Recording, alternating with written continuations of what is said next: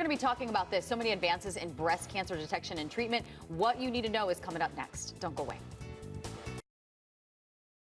Welcome back. October is Breast Cancer Awareness Month, and Rita is outside in the mobile mammogram truck getting the latest information women need to know about breast cancer screening. This is so important, Rita. Hi, guys. Absolutely. That's why you're seeing that color pink. You're going to see it all month long as people recognize the importance of getting a mammogram. By the way, this truck is pretty comfy. It's got this nice couch. I'm joined by Dr. Lisa Curcio. Correct. Doctor, tell me about your story.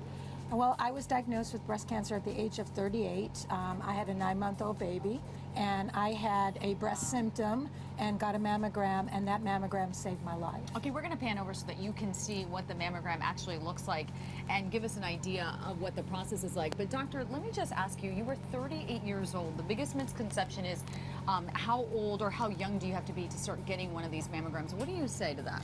You should start getting mammograms at age 40 unless you have a family history of someone with a young age of diagnosis, and then you should start 10 years prior to the age of diagnosis of the person in your family. Okay, so for example, I'll get a little personal here. My aunt actually passed away of breast cancer by the age of 30. So I've already had a mammogram. Just because I'm a little bit concerned. For somebody like me who has it in their family, what do you tell them? What's the best advice? We need to start screening someone like you in your 20s because 10 years prior to your aunt's diagnosis. But we don't want to do mammography every year because then that increases several decades of having mammogram. So we would use things like MRI and ultrasound to supplement mammogram, and maybe not do mammogram until age 30. Dr. Lisa, I was also very scared when I went and had this mammogram done about radiation and being exposed to it. Everyone's concerned about radiation, but nowadays the mammography that we have, the technology is such that the amount of radiation is so small. It is comparable to the amount of radiation that we get exposed to when we get on a flight here and fly to New York City. Here's the other thing. We're seeing a lot of pink. Obviously, that's the theme and that's the color.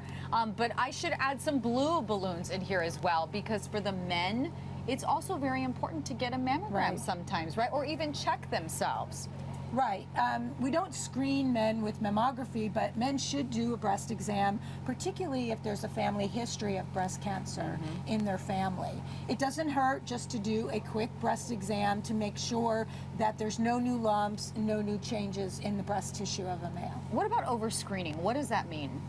Overscreening, well, there was concern of the task force that we were diagnosing too many abnormalities on a mammogram. But if you talk to most women, especially women who have family history, they would rather go in, have a additional imaging or a biopsy to prove that they don't have cancer than get too many mammograms. Oh, great information, Dr. Lisa. And again, it's all about protecting yourself and knowing your body. Thanks for all that great information. My pleasure. All right, we'll be right back. Thank you for having us.